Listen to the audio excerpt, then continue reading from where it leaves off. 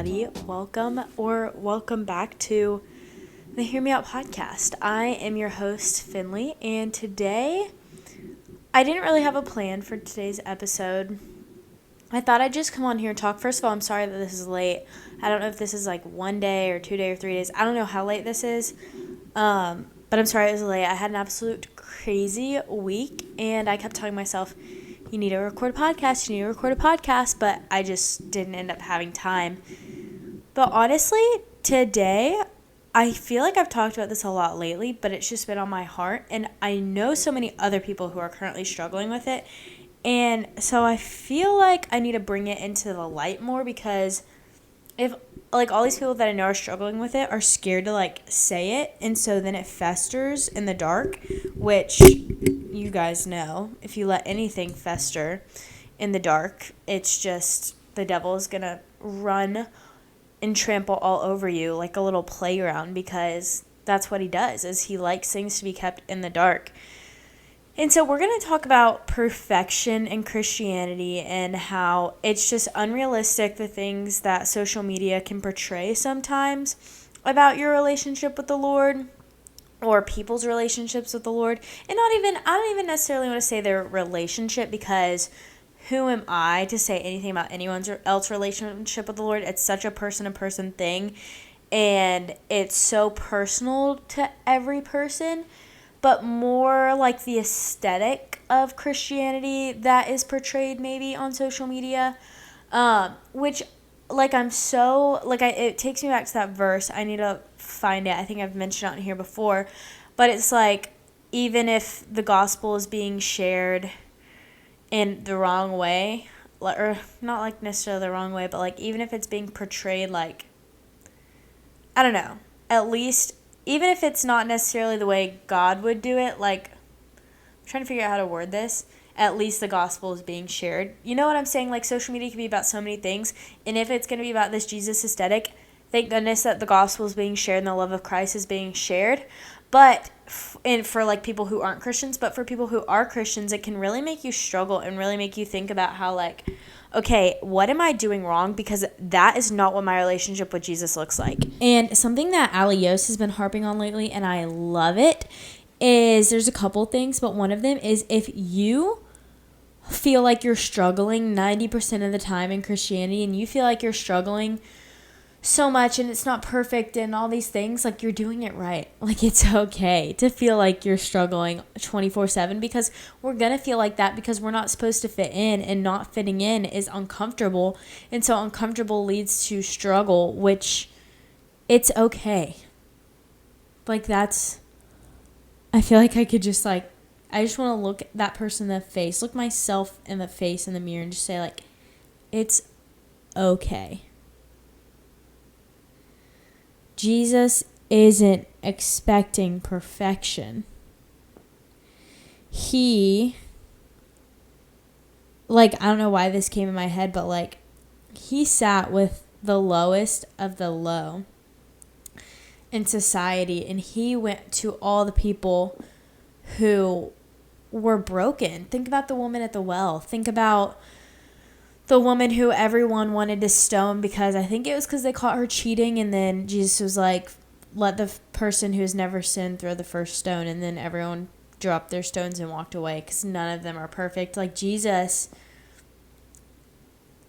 like, healed the people, and Jesus was drawn to the sick, because he is the doctor. Like, that analogy is so old, but I sometimes think we forget that, like, genuinely, God, like, doctors don't go and just help the people who are healthy and thriving. Like, those aren't the people who show up at the hospital. The people who show up at the hospital are the ones who are struggling, who need help. They need medical intervention. And that is who Jesus is here to help. Like, yes, he's here to have a relationship with everyone, but he is drawn to those who are hurting. He says he will take up your yoke, right? Is that what it says? Like, put your yoke upon me Like, he will lighten your burden. He will lighten your load. That's who Jesus is. That is the person. That is the soul of Jesus, is to care for you and take care of you and to see you. And I don't know who needed to hear that today, but like, yeah. And like I said, how I want to bring this into light is like, so many people feel this way, and every time like a friend tells me like, look, this is how I'm feeling, and I'm just like, I have felt the same way, like, you are not alone. And they're like, really? And it's like, yeah, and actually you're not the only, like, we're not the only ones. Like, so many people out there feel this, but then they never end up like admitting it, because you just don't want to be the person behind, or you don't want to be the person that looks like they're struggling or anything like that. Like, we want to be the one who has it all together. And I've put a lot of pressure on myself too. Like, oh, Finley, like, you're the girl with the Christian podcast and you're the one on social media, blah, blah, blah, blah. And it's like, that doesn't matter. Like, it doesn't mean you have to, like, that doesn't mean just because you do a Christian podcast means that you're going to be the one whose walk with the Lord looks perfect. Like, no, if anything, you have a target painted on your back and you are going to struggle, you know? And that's like, I feel like that's the Lord is saying, like, that is why I've put you in this season, is to share what you're struggling with, so that way other girls don't feel alone, you know, or other people don't feel alone, guys too.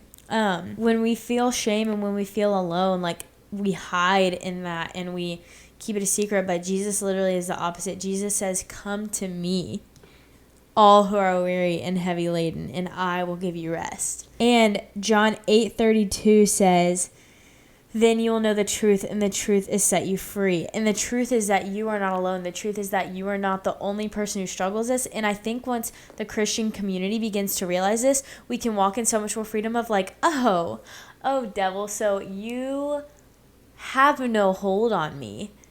You were just taking advantage of this quiet corner of my life.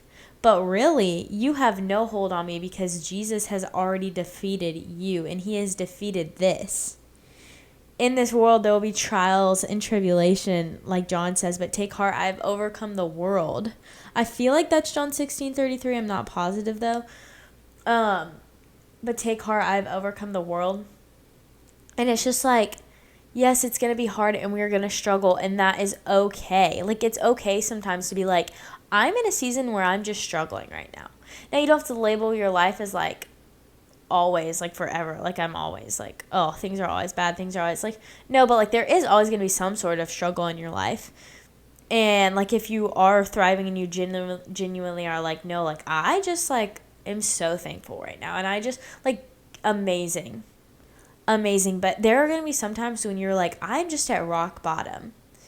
And when you hit rock bottom, that is when it's like, all right, Lord, I need you to meet me in my every moment of my every day. And that's when you bring people in to pray over you and over your life, and accountability partners. And honestly, like, something that genuinely changes the game for me so much when I'm in a hard season is, me and a friend were talking about this the other day, is listening to worship music, prioritizing.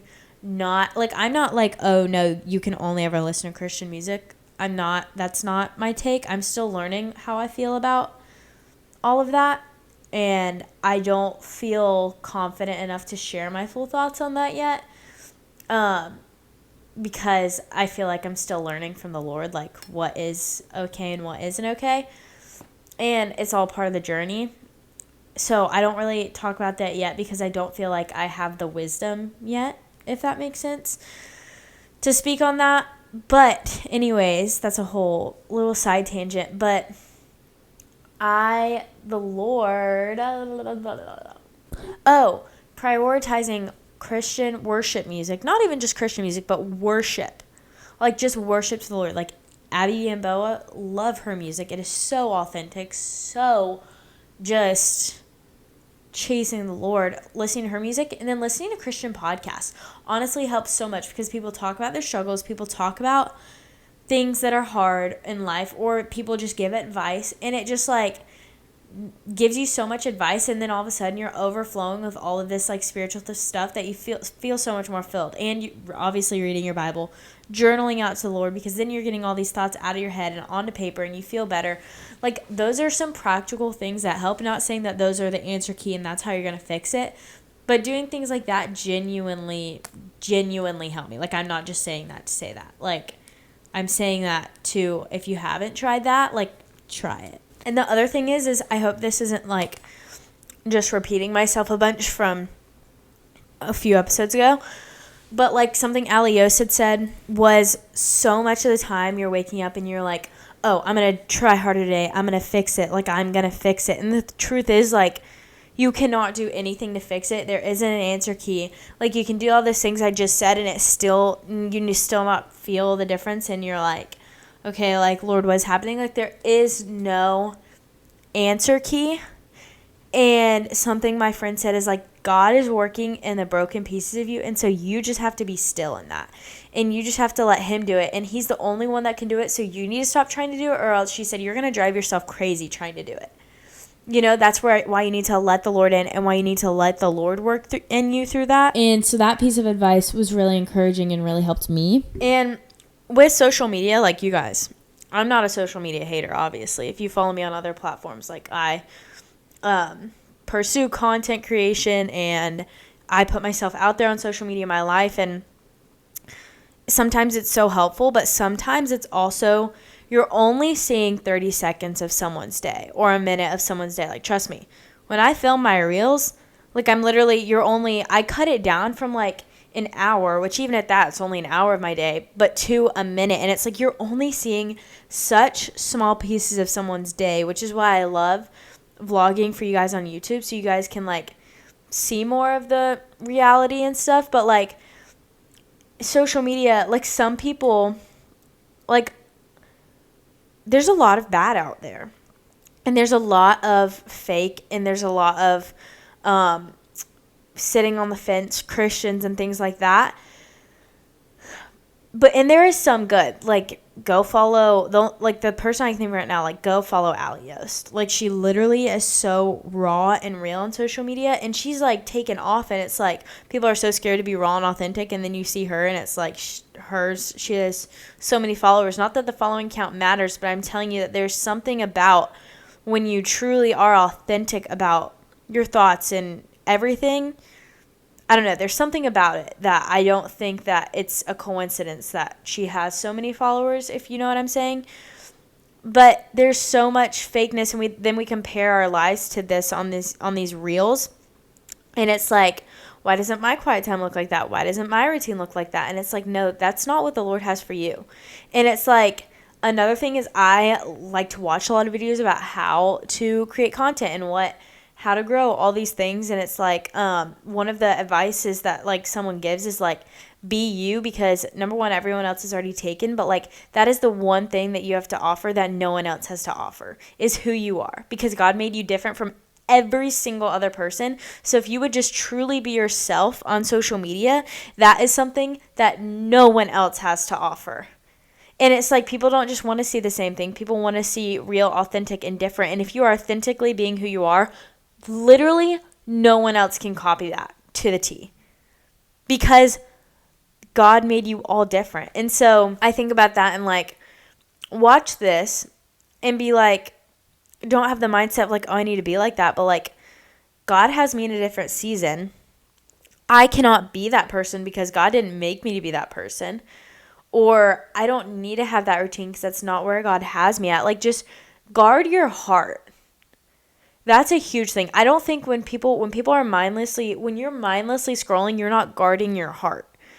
And it might sound silly, but like, when you're scrolling on this stuff, you, especially as girls, I feel like, guys too, maybe, I don't know, you need to guard your heart, because it's going to start slowly building up all these ideas and thoughts and all these things in your mind that you're going to get hyper fixated on, and eventually you're going to be obsessing over it. And it's like, no, I need to be more careful about what I'm feeding my heart and my mind and my soul, you know? And it can just put you in such an unhealthy headspace, like, so fast before you even know it. But yeah, I really like the idea of like, people never really put think about guarding your heart with social media and things online, but I really think that it's such a huge area of our lives that we should be guarding our hearts toward. I feel like this episode is all over the place already, so I'm sorry. I'm just kind of spitting out everything that's on my brain right now. So something that I saw was struggling doesn't mean you're failing, and this is something that I wish more Christians talk about. A lot of people think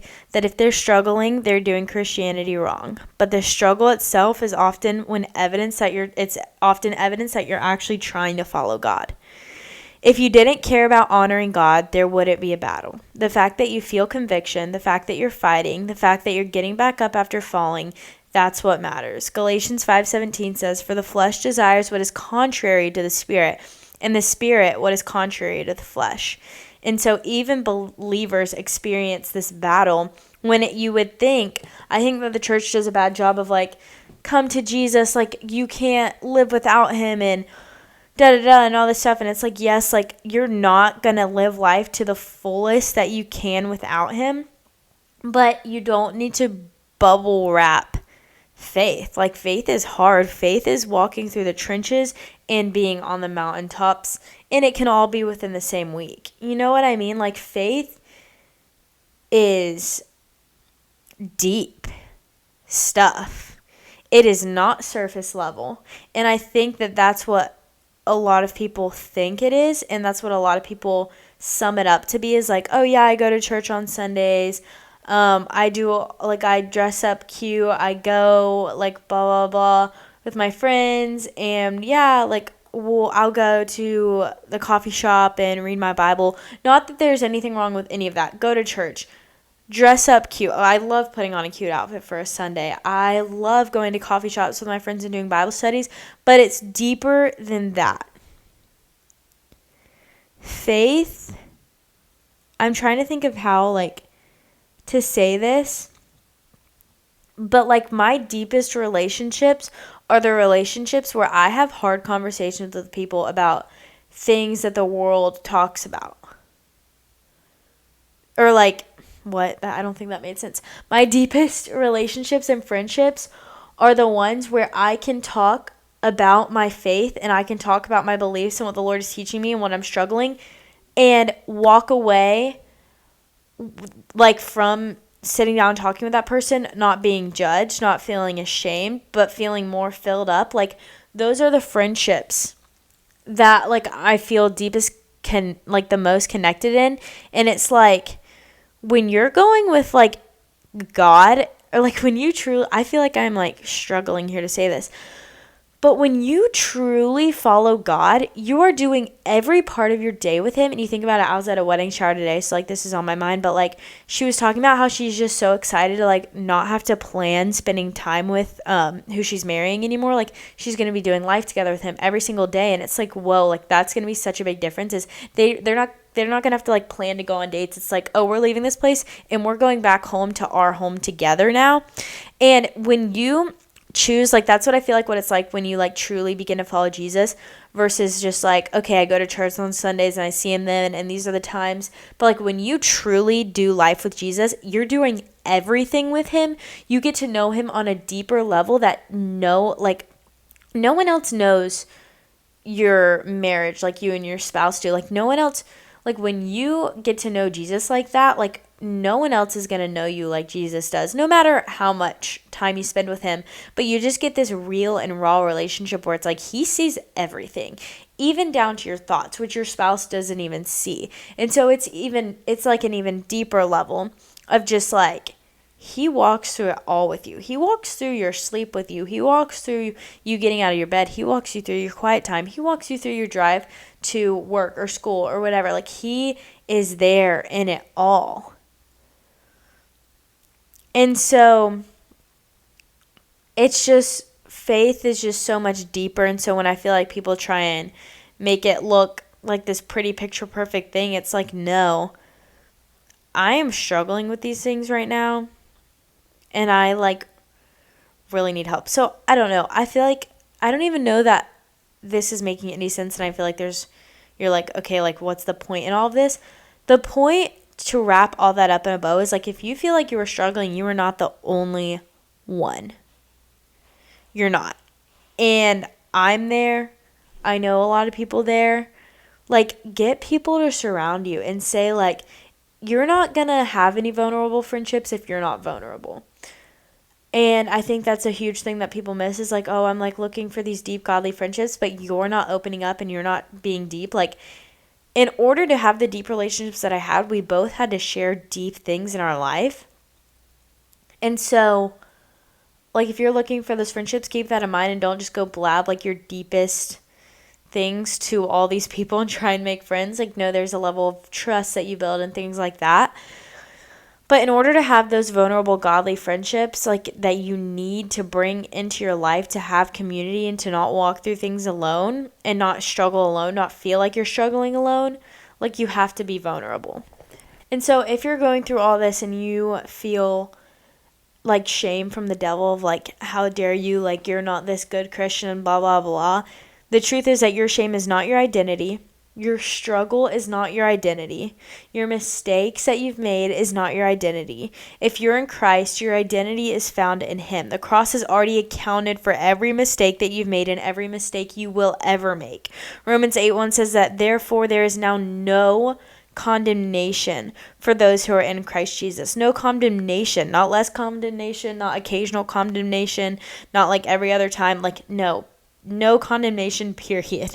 So if you're listening to this and you've been feeling alone, this is your reminder that you're not the only one. You're not failing because you're struggling. You're not broken because you're fighting a battle. The enemy wants you isolated, ashamed, and silent, but Jesus wants you free. So I encourage you to keep praying, keep showing up, keep getting back up, because your struggle doesn't disqualify you from God's love. It may actually be the place where He wants you to grow the most. Think about that for a second, because your struggle doesn't disqualify you from God's love. It may actually be the place where He just wants to grow you the most. So think about your struggles as that as like, all right, I'm struggling right now, but that does not mean, like, instead of facing it as like, oh my gosh, I'm struggling, like, I'm failing at life, think about it as like, no, I'm struggling right now, but I'm going to see that as I'm pursuing the Lord, and so the devil's pursuing me. But you know what? I already know that in the end, Jesus wins. Jesus died on the cross for this. So I'm going to win in the end, so I can face this knowing that, like, I'm just going to grow out of this. That's it. I was tossed in the water, that song says, but I never went under because you were always on time. You might be tossed in the water, but you have to have faith that, like, okay, God, I know that I'm not going to go under. I know that I'm not going to be defeated because you are greater than all of this. And you have to hold on to the faith. I saw this reel the other day, and it was like, I might be hanging on by a thread, but if it's the thread of His garment, I'll be all right. And it's so true, you know? And so I just encourage you guys, as you walk through this week, know you're not alone in your struggles. Know you're not alone. And have faith that, like, the Lord will overcome all of it. And just look at it as growth instead of a roadblock. Yeah, I think that's the encouragement that I'm going to leave you guys off with. Look at it as growth instead of a roadblock. So yeah, I'm so sorry. That was literally like all over the place, and you guys are probably like, what the heck just happened? My brain just started like da-da-da-da-da-da, and here we are.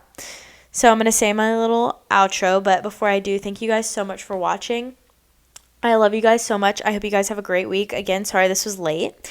But go walk in this week confident, covered in grace, rooted in truth. And if no one else tells you, you are chosen, you are loved, and you carry the light of Jesus with you.